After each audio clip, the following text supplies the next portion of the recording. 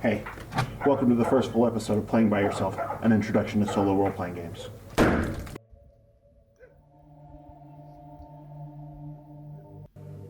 Thousand-Year-Old Vampire by Tim Hutchings is the first solo RPG that we're going to talk about. According to the introduction of this gorgeously designed book, I, alas, only have a PDF. It's more precise than that. It's a lonely solo role-playing game. Now, the loneliness at the heart of this game is important. In this game, you'll play a vampire over the course of centuries. The mortals you know will pass away, and as often as not, the immortals you know, you'll forget. You'll have fleeting moments of connection, of passion, of betrayal, of monstrousness, of villainy, but all of it passes. All of it in time, you will forget. However you begin, once you're bitten, your natural state, the state you're always reverting back to, is the state of being alone. Now, the basics of this game are pretty simple. For the most part, you're rolling some dice and answering some prompts. And you can play this as a sort of in-depth writing exercise, answering the prompts in as much detail as you can stand. But in the default or quick version of the game, you'll be boiling whatever you imagine in response to each prompt down to just a sentence. But alongside this structure of gameplay, there are a couple of brutal economies that you have to pay attention to, and making hard decisions about them provide much of the thematic meat and power of the game. The first, most important to how the game is played, are memories and experiences, while the second come in the form of skills and resources, which can impact the length and ending of the game. Skills are... You know what, let's just start playing the game and we'll figure it out as we go along. First thing you need to do, as with many role-playing and story games, is to create your character. In this case, you're a vampire, because proper play begins just after you have been transformed from a mortal into a creature of darkness. You'll probably want to think a little bit about when and where your character lives. Don't need to be too detailed at the moment. The first time I played, I said Middle Kingdom, Egypt, mainly because I was interested in learning more about that time period. More recently, I just opened up Wikipedia's page of the day and let that imply a character to me. I ended up starting as a priest who worked at a church near this bridge in Exeter in the early 1200s. Because your vampire will live for hundreds, if not 1,000 or more years, most of the time you'll choose a setting deep in the past. But I also recently played as an imagined adult version of a girl I knew in elementary school, and the story took place entirely in an invented future, and nothing broke at all. You'll then write a sentence or so, giving a broad overview of your character's life as a human. I am Nebetka, born near Memphis these 30 years ago, now made an official scribe to the pharaoh. I am Father Edmund Gervais of St. Thomas's by the River Exe, the good and trusted son of the rebel Osborne Gervais. I am respected by Norman and Saxon alike. I'm Skylar Mellon, a website designer in the dying coal town of Williamson, West Virginia, struggling to give my wife and family the life they deserve in a place that has no hope. This kind of sentence is called an experience. Now, most of the game involves writing these experiences down in response to the prompts the game gives you. Up to 3 related experiences constitute a memory, but you only have space in your head for 5 memories. If you need to create a new memory because your available slots are filled, you have to forget something by striking it out. Your vampire has now lived long enough that they can't recall something that was once central to who they were. There is one way to preserve a few memories by writing them down in a diary, but we'll get to that later. This is the central economy at the heart of the game, the engine that drives the narrative you create, having new experiences that make up memories and forgetting old ones. Anyway, this first sentence begins your first memory. Now, one sentence can feel a little restrictive at times, so the book suggests you use a format. Thing that happened, semicolon, how I felt about it. And if necessary, additional information or outcomes. There are nature worshippers in the forests, and through their rituals I begin to see the beauty of my new home. Quiet, dark, and ancient in a way that does not require humanity, but endures beyond them. While performing funeral rites for Henry, the recently deceased Bishop of Winchester, his corpse rises. I am so shocked by the deviltry in mine own church that he feeds on me without struggle. Perhaps that is why he doesn't bother to finish the job. I am more careful now, and I successfully trap the Mothman who claims not to know Walter, claims not even to know me, but I'll get the truth from him in time. This sentence format creates an almost poetic rhythm, a fairly unrestrictive but useful form, and it feels slightly academic, slightly digressive, slightly dry, and a little removed. It leads you to write your experiences in a style that itself sets the tone for the game and leaves room for interesting variations at dramatic emotional moments. Walter is not dead. To me, this simple suggestion is one of the unheralded hallmarks of the design, as is the fact that memories need to be made up of related experiences.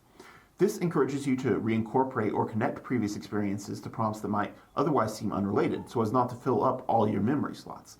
This semi-strategic decision has the beneficial side effect of making your stories a little more cohesive and encourages little arcs and developments for side characters, though as often as not the mortal characters will enter and leave your life in the blink of an eye. After that first experience, you'll create some traits for your character.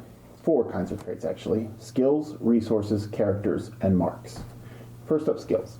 You'll create 3 skills, and skills are similar to how you might think of skills in other RPGs or just in the natural sense of the word, but rather than choosing them from a list, you're going to make up the skills, and you have considerable latitude in interpreting them. Vicious and efficient bureaucracy. I can recognize those who won't be missed. Web design. When you create a skill, it's just something your vampire can or even just might do. Prompts will sometimes tell you to check a skill, and in the experience you write in response, you'll describe your character using the skill in some way. After it's checked, a skill is something your character is, and you'll continue to use it to color in the answers to your prompts unless the prompt tells you to cross it out, in which case it's no longer a part of who your vampire is or how they interact with the world. While crossing out a skill may happen, checking is the important thing here. You can only check a skill once. If at any point a prompt asks you to check a skill and you don't have an unchecked skill, something horrible goes wrong and you cross out a resource instead. Resources, the next kind of trait, are assets, items, often organizations or people that are valuable to your vampire in some way. You'll start by creating 3 of these: a small group of loyal followers in the cult of Clavel, a library on demons and magic, just rebuilt from scratch, a blue 1996 Toyota Camry. At times, a prompt will tell you to cross them out. You'll no longer have access to them, and in your narration, you'll usually want to destroy them or put them out of reach in some sort of dramatic fashion. If you're told to cross out a resource and you don't have one, then something goes horribly wrong and you have to check a skill instead. If at any point you need to check a skill or burn a resource and you don't have either, the game ends and you narrate how your vampire dies. That's the second economy, and it mainly impacts the length of the game, though it seems to happen rarely. The more common way for the game to end is for you to reach a prompt that tells you to end the game. But that's not all there is to vampire creation. You'll also create characters who are mortals and immortals that your vampire has some sort of relationship with. At the beginning, you'll create at least 3 mortals and the vampire who sired you. You'll usually want to include a little description of who the character is, and you'll modify it every time something important happens. Kiwa, my uncle, who taught me hieroglyphics and math and history.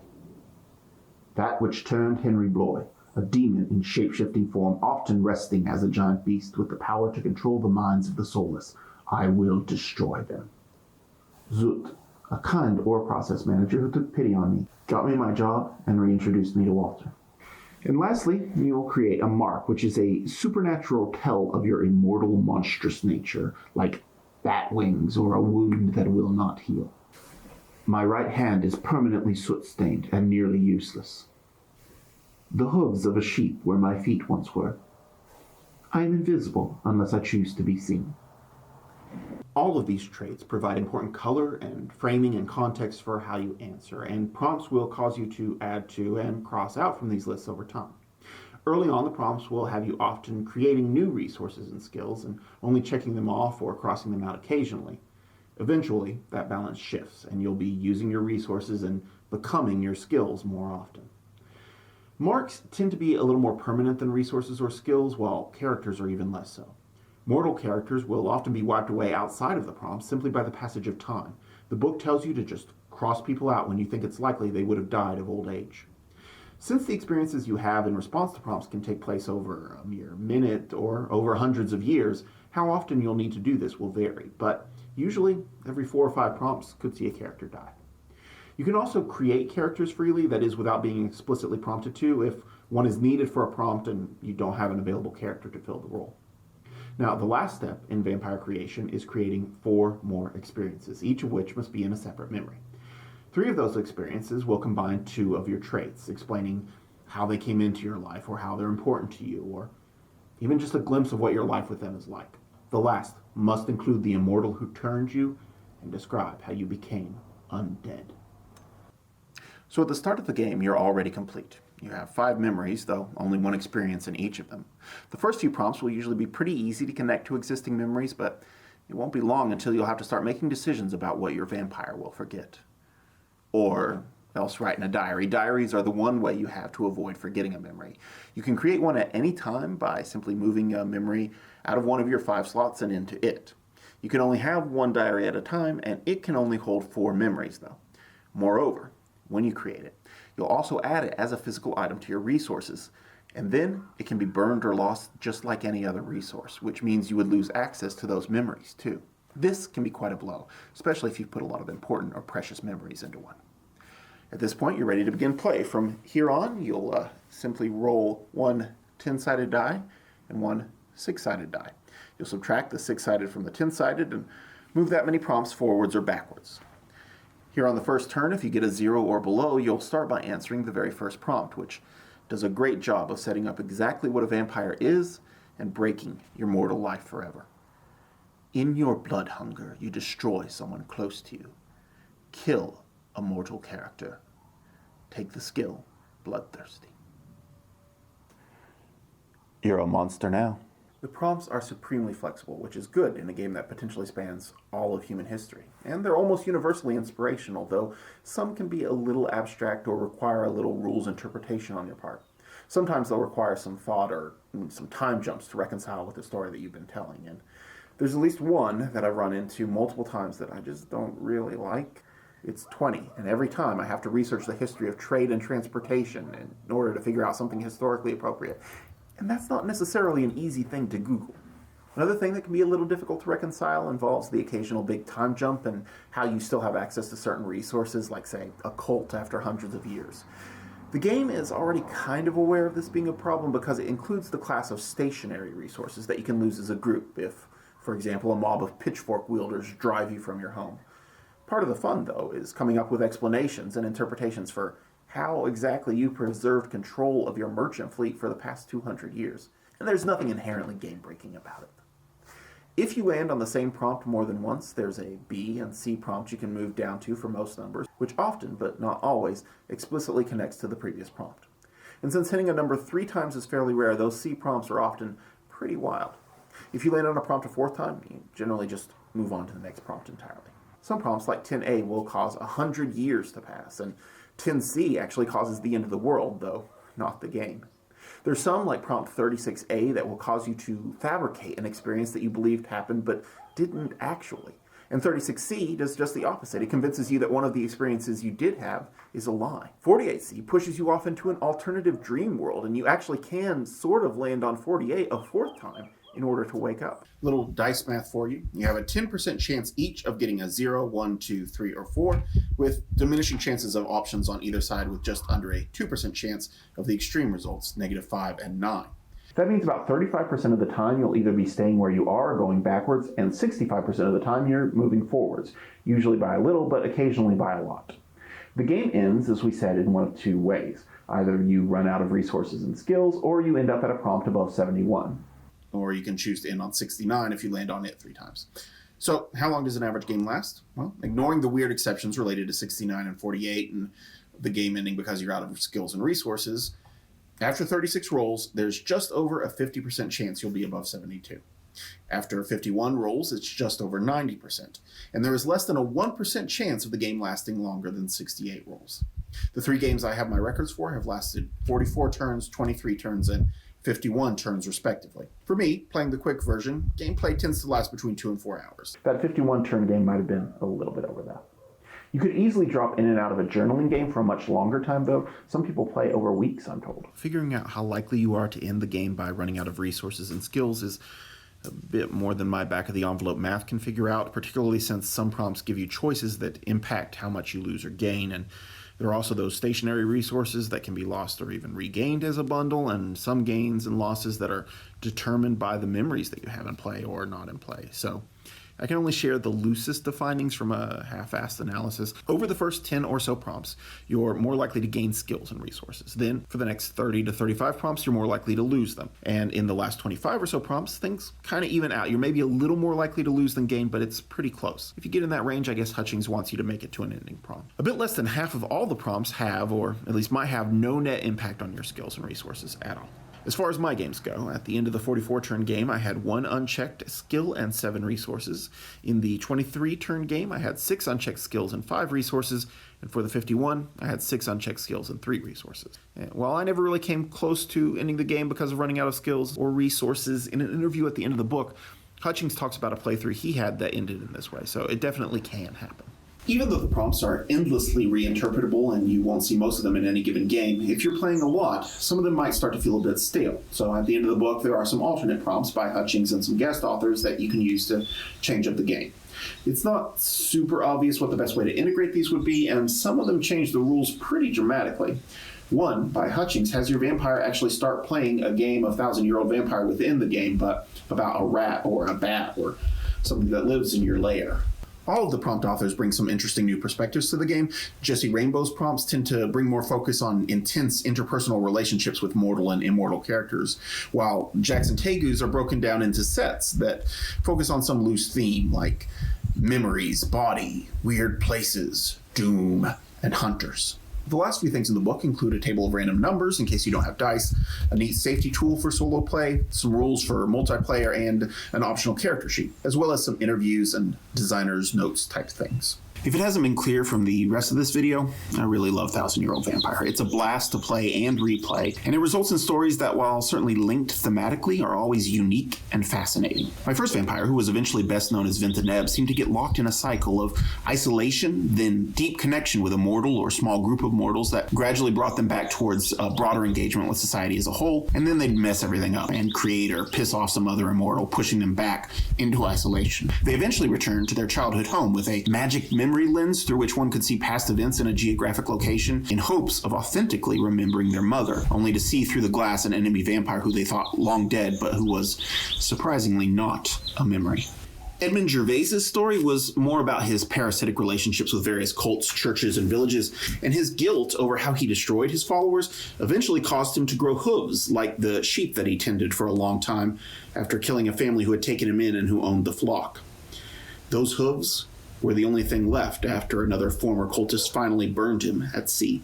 And Sky, my website designer, at first thrived at the edges of a world racked by climate change and even found ways to recreate certain old family dynamics. Though, as humans recovered and began modifying themselves into something new and transhuman and even exploring the stars, she found it difficult to relate to or even understand them.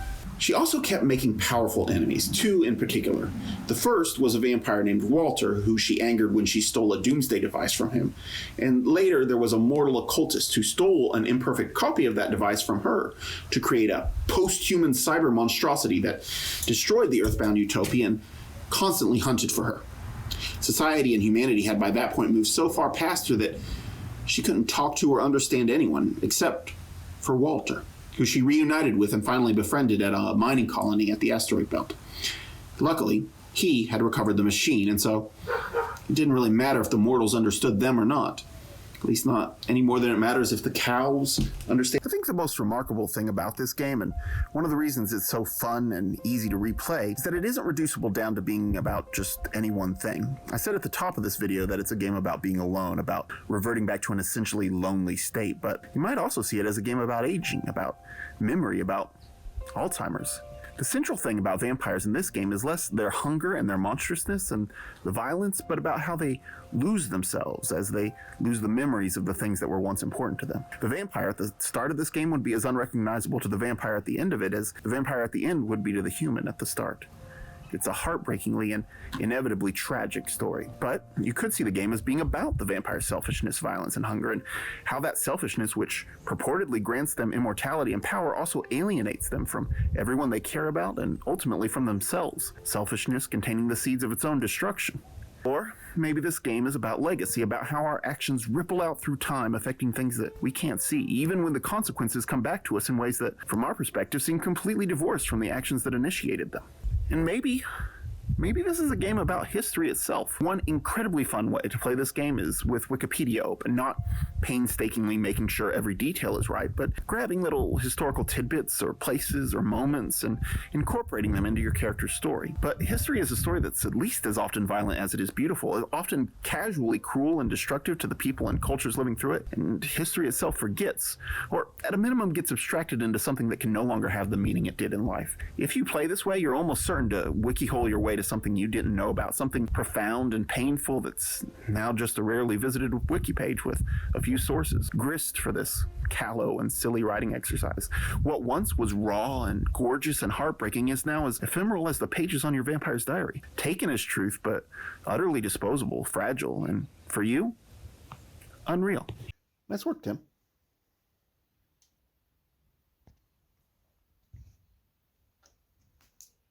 If you've played 1,000-Year-Old Vampire, where can you go next? Well, while 1,000-Year-Old Vampire has been one of the breakout successes and critical darlings of the current solo game movement, there haven't been too many direct hacks of it so far. The two I know about are Magical Year of a Teenage Witch by Sky Latshaw, which lets you tell considerably sweeter stories about a young witch coming of age and coming into their power. Think Kiki's Delivery Service. And the other is Tales from the Gods by Axo Stories, where you take the role of a god protecting your village through time, coming soon to Kickstarter. Links to both in the description. Hutchings has hinted at some future projects that either relate to or build on the design here, including one called So You've Met a 1,000-Year-Old Vampire. But if you like 1,000-Year-Old Vampire, you might also like some other journaling games or their cousins map-drawing games. We'll definitely be talking about a few more of those as we go, but some stuff you might want to take a look at includes Anna Anthropy's Princess with a Cursed Sword, Jion Shim's keepsake games like Wait For Me, which she co-authored with Kevin Kulp. Jackson Tegu has designed several solo games, and Tim Hutchings specifically calls out to Tegu and a game called I Was Once Like You as an influence in an interview at the back of the book. I really like Tegu's Follow and Anna the Miller's Daughter, but it can be hard to find Tegu's games sometimes, so good luck. Support his Patreon, maybe? There's also The Artifact by Jack Harrison, which has you telling the story of a magical item as it passes through various owners over the years, and well, we'll talk about more stuff in a few. Next month, though, and yeah, I'm having mercy on myself and making this a monthly series instead of a weekly for now. We'll be talking about game books. My probably too ambitious plan is to cover 3 game books that I chose not quite randomly. Alone Against the Flames for Call of Cthulhu, Sorcery One by Steve Jackson, and Heart of Ice by Dave Morris. I look forward to seeing you all there. If you like this video, please feel free to do the usual stuff, the liking, the subscribing, the commenting to tell me the many mistakes that I've made and ways in which I've exposed my ignorance and so forth. They're all appreciated. But if you really want to see me make more of this kind of content, or if you want to read and play the latest games that I've made, you can also support me on Patreon. So far, the backer list is just my sister taking pity on me, but I'd really appreciate any support you feel comfortable giving. And please, don't feel even the slightest twinge if you'd like to, but it doesn't make financial sense for you right now, because it definitely would not make sense for me financially right now. My videos will always eventually be posted here or on TikTok or Instagram for free. Generally, all my games that I post on Patreon will make their way to itch the month after I post them there. Generally, all my games will be available on itch the month after they're posted to Patreon, and they'll usually either be pay what you want or they'll have community copies available. So thanks for watching, thanks for reading, and thanks for playing games with me.